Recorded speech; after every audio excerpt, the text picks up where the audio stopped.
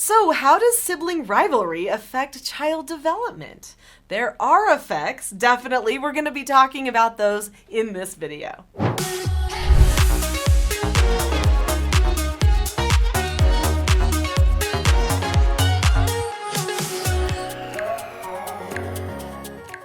Hi, I'm Nicholeen Peck, and in this video we're going to be talking about what sibling rivalry does to our children's brains, to their social development, and to their outlook on life. There are effects, we need to be aware of those, and we need to nip that sibling rivalry in the bud. In fact, I'm going to be sharing with you things you can do to stop sibling rivalry at your house too. I was the second child of 5 children, and we had quite a bit of sibling rivalry. In fact, I think me being a girl surrounded by 3 other boys did not help the situation. So I was convinced in all of my years growing up that boys and girls just fought with each other, that they did not get along. In fact, I started thinking things like, I hope I have 2 boys and then 2 girls, or vice versa, so that they wouldn't fight with each other. But what I recognized was that in other homes where I had friends who had all girls in their family, they fought too. Does this mean that sibling rivalry was just part of life? Well, no, it didn't have to be. In fact, I determined when I was a parent that I was going to put the priorities where they needed to be. When a person is fighting with their siblings or loved ones on a regular basis, they are actually only thinking about themselves, what they want, what they get, what somebody else did to them, how they feel, and all of these things turn them against caring about anyone else. So when a person is in a selfish state of mind, this actually is bad for their overall development because they start thinking that everything should revolve around them. In fact, oftentimes they behave in bad ways with other people because they get away with this bad development with their siblings as well. So when I started raising my children, I told them that their siblings would be their very best friends and that they should work toward becoming their best friends and that they didn't have to be the same age as somebody to have them be their best friend. I explained that me and their father were 6 years apart and that we were best friends with each other so they could be best friends with each other too, even though they weren't exactly the same age. In fact, I think one of the bad things that we do in our culture is we group the children by ages. We hope to do this to help them develop at the same speed as each other. However, what oftentimes happens is they become very exclusive in their minds, thinking, I can only relate to people that are my very same age. That's not helpful. If you look at a family dynamic, and the family is the oldest social unit, the first social unit that a person ever has in society, the family has always been made up of people who are all different ages. And those people are the support system and the foundation for that person's happiness and success throughout their whole life. So we know just because the way that families have always been that way, that having the same age as a friend or someone you get along with is not something that we should be looking for as a requirement.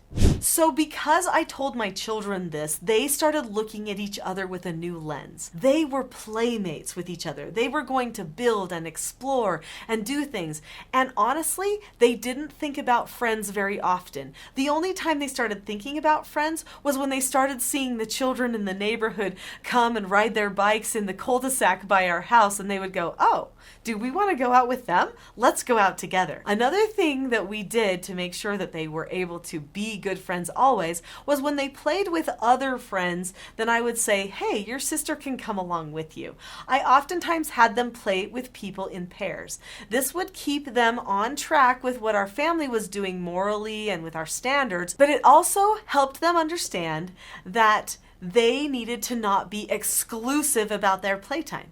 That playtime and friends and playtime and family could all go together. So let's talk about child development. What do children need? Okay, for their social success, they need a foundation. The most basic foundation that they get is the relationship between parent and child. Now, hopefully there's not a lot of discord there or arguments that are happening in that relationship, because that can also tend to create more selfishness within a person person and lead them to not value other people around them, and this will make it so that they have hard social situations later. But that sibling relationship is special.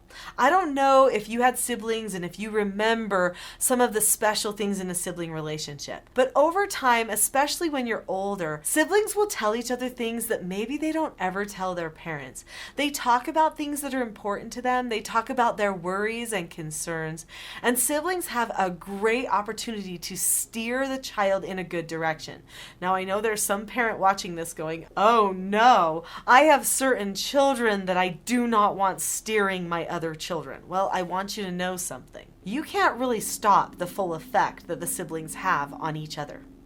Sadly, that effect is probably going to exist no matter what you do.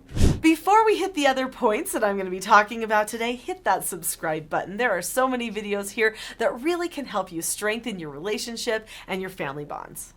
Our sibling relationships, because they are so close to us, actually format us for all of our relationships in the future. In the workforce, we behave with people that we work closely with like they are siblings.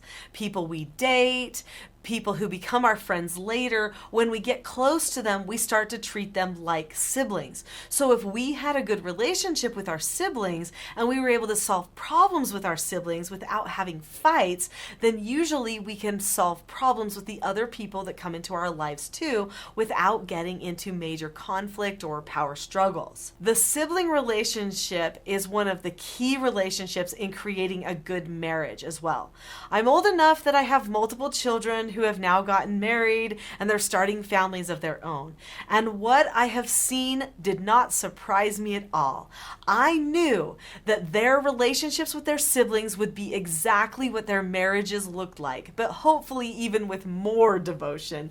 And I was right. So I've seen my children put all of their energy and effort into appreciating each other, serving each other, playing with their spouses, and enjoying time together with them. And when they don't get along, they pull back to their skill development.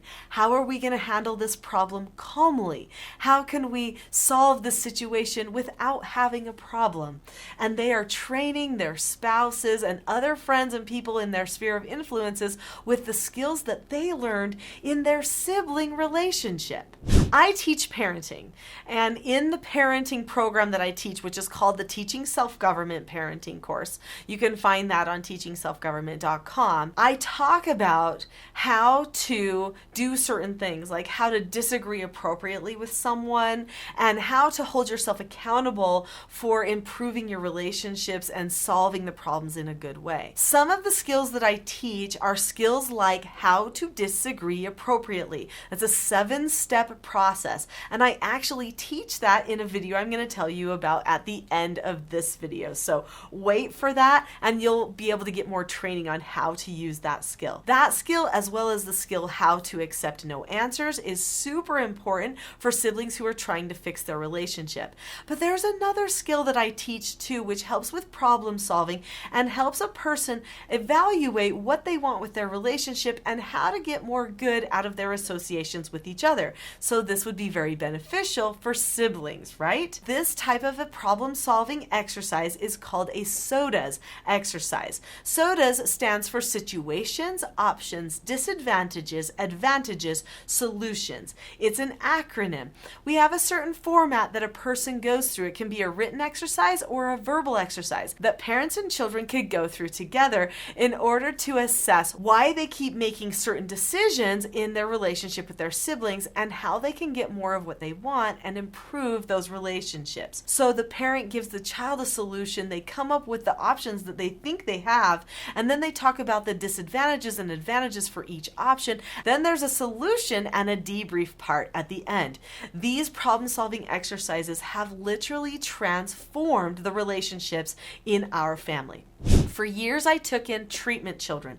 They were all between the ages of 12 and 18, and guess what? They became instant siblings, whether they liked it or not. They didn't always get along with each other. So I pulled them aside and I did SOTAS exercises with them, as well as teaching them some of the skills that I've already mentioned to you and others, so that they could learn how to communicate with each other effectively and make plans for what they really wanted out of those relationships. And when we had those discussions, they realized realized they had more options than they originally thought, and their relationships with their new foster siblings instantly improved. Those foster children that I had became friends with each other as well, just because we took the time to proactively prepare their brains and their hearts to look at the other person in a new way. When someone is not able to get along with their sibling, this is time to pull back, put everything else on the back burner like digital, friends, everything, and help that person put the first things first. Those relationships that are around them are going to bless them for their entire lives. It will change their whole development if they can learn how to get along with their siblings. This is something your children need. This is something they want, they're actually craving. They don't like arguing all the time, even though they seem like they laugh through it sometimes. It hurts them, and they feel like they don't belong in their own home. This will point them toward other people. And how sad is it that people would end up going toward external sources or other people that don't even love them and care about them as much to try and find that love and connection. You want your child to be full of love and connection and happiness? Then you've got to work on those sibling relationships. If you've liked this video, I know you'll love the next one because it's going to help you fix those sibling relationships. It'll talk about some of the skills that you need for success, and it's called How to Deal with Sibling Rivalry. So click on that video now, and I'll see you there.